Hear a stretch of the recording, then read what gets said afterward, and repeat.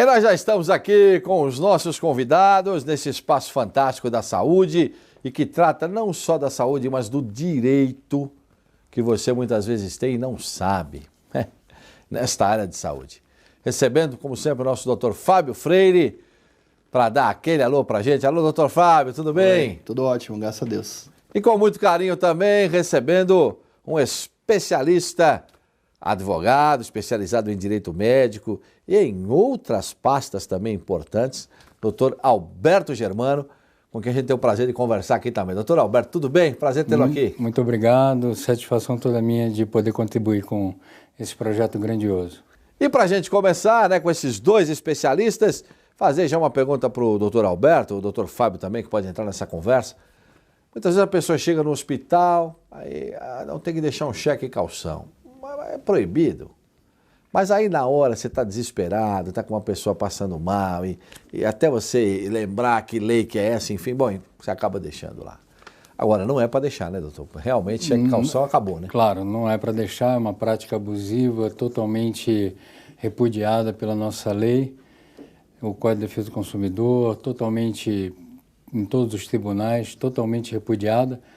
Porém, aquilo que você falou, né, na hora da emergência, você até faz, mas depois você tem que realmente buscar seus direitos e até uma reparação aí pelos danos que isso causa, né, essa cobrança abusiva, né, essa dupla garantia que os hospitais muitas vezes pedem e até abusando aí de um estado de fragilidade que você se encontra, né? A verdade é essa. A gente sabe que o governo tem dado alguns direitos, né, inclusive para alguns casos, por exemplo, de doenças, doenças muitas vezes pré-existentes, né?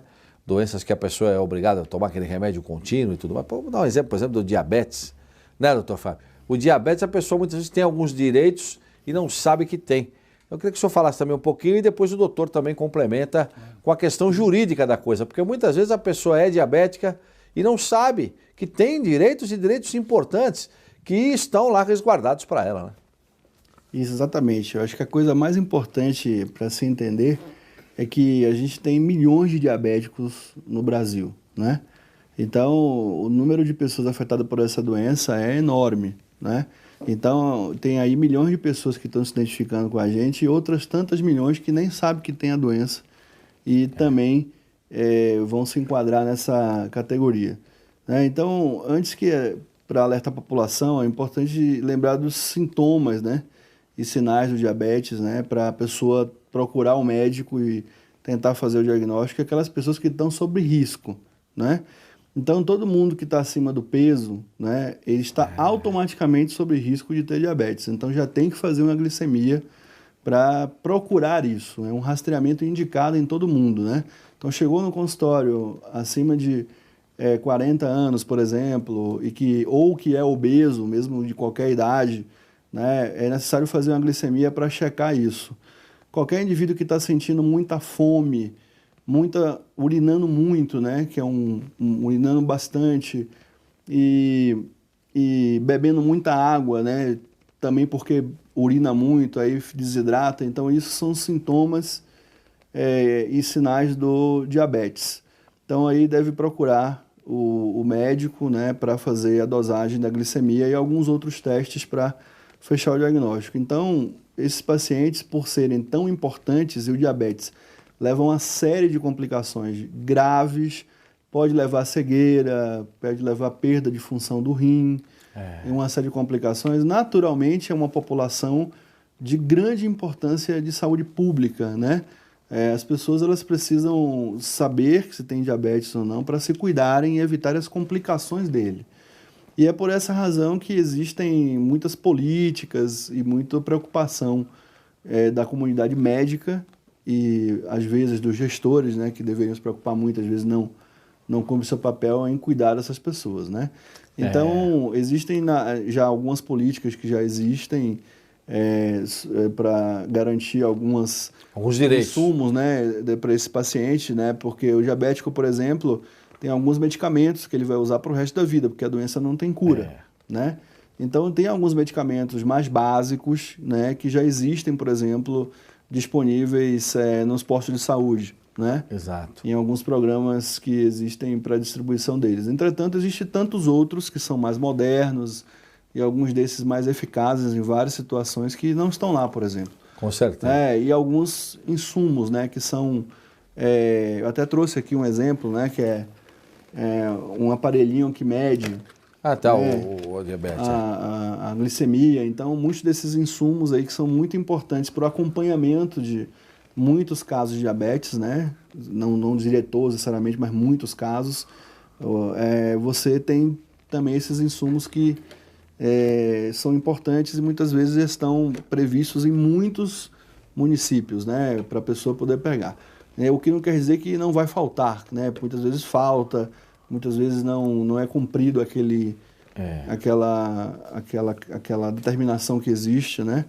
Então é mais ou menos isso que ocorre atualmente. Aí que entra o papel do Dr. Alberto. E até queria saber do Dr. Alberto. Né? O diabético, por exemplo, vamos pegar o diabetes como exemplo, mas também pode ser pessoas que têm outras doenças, evidentemente. Tem direito ao remédio de graça, mas tem direito a mais algumas coisas também e muitas vezes não sabem, né, doutor? Claro. Como bem o doutor Fábio mencionou, nos dois tipos de diabetes, tanto o diabético tipo 1 como aquele que adquiriu o tipo 2, eles têm necessidades diferentes. Então tem diabético que precisa de um comprimido, né, doutor Fábio? Até aquele que precisa de uma seringa para tomar a insulina. E com isso tem até aqueles que precisam da bomba de infusão. Então, são diversas necessidades. A partir disso, em 2006, foi aprovada uma lei federal que entrou em vigor em 2007, dando total direito ao diabético a esses medicamentos. Gratuitamente? Gratuitamente. Tanto a insulina como o comprimido, como o aparelho. O problema que nós encontramos também, o doutor Fábio inteligentemente abordou, muitas vezes a disponibilidade e muitas vezes a regulamentação, muitas vezes a periodicidade do paciente receber o medicamento. Que coisa impressionante. E para isso, infelizmente, muitas vezes eles socorrem aí das medidas judiciais, mesmo existindo a lei federal. Quer dizer que se eu chegar num posto, eu sou diabético, eu chego num posto... Preencho lá o formulário, me cadastro nesse posto para receber o medicamento. O receituário, o relatório médico, os seus exames. Tudo direitinho, quer dizer, eu tenho que fazer um pré-cadastramento. Claro. Se alguém no posto fala para mim, não, você não tem direito a isso. Tenho sim. Vou falar com o doutor Alberto Germano. É mais ou menos por aí, né, doutor? Ou a Defensoria Pública, ou qualquer advogado da confiança. Via justiça, de repente. Via medida judicial, para que impor que aquela lei, aquele dispositivo seja realmente cumprido em prol do paciente. Porque também, no caso da diabetes, como o doutor Fábio mencionou, existem as comorbidades, né, que pode chegar a uma cegueira, uma amputação. Puxa vida. Então, realmente é uma doença que precisa de total atenção, total controle, total acompanhamento. Em virtude disso, né, o legislador viu a importância de ter uma lei específica para isso. Em virtude, como o doutor Fábio também mencionou, da quantidade de diabéticos que hoje tem no Brasil. E muitos nem sabem. Que nem sabem que tem. E isso, especificamente essa lei, é para o diabético. Agora, o senhor falou uma questão interessante, é uma lei federal. É uma lei federal. Mas, pela própria burocracia, muitas vezes, poder executivo, poder legislativo, aquela coisa toda, deixa de ser regulamentado em alguns municípios. E aí, naquele município, de repente, se não tiver regulamentada aquela legislação, a pessoa pode não atender o diabético como deveria atender. Claro, e aí ele se socorre da via judicial. Porque pela justiça eles são obrigados a atender. É dever do Estado. Porque como é uma lei federal, a gente entende que abrange o país todo, quer dizer, todos os municípios, todos os estados, né? Claro. E é um gesto também de cidadania, na verdade, onde você provoca o cidadão para que ele lute pelos seus direitos. Então vamos lá, ele tem direito ao comprimido, né? Sim, comprimido, ele tem direito à insulina, ele tem direito à injeção, à seringa, até o aparelhinho para medir, ou aí já é uma outra questão? O aparelhinho e aquelas tiras. Também as tiras. As tiras, né, doutor? As ele tem direito a isso, gratuitamente. Olha, pessoal, atenção aí, você que tem diabético na família, essa informação que o doutor Alberto Germano está dando aqui é uma informação preciosíssima. Eu diria que é um furo de reportagem. Você sabe, eu sou jornalista, também trabalho na Rádio Globo. Não sabia disso aí. Aí você vai falar, mas Carlão, você está ignorante. De repente estou. Eu teria obrigação de saber. Se eu não sei que estou com o microfone na mão, você imagina você que está aí. Não é, doutor?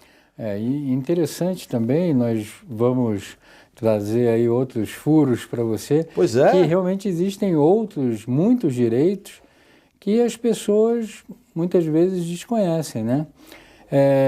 Para alguns casos, eu afirmo a você que em alguns casos de diabetes já existem decisões judiciais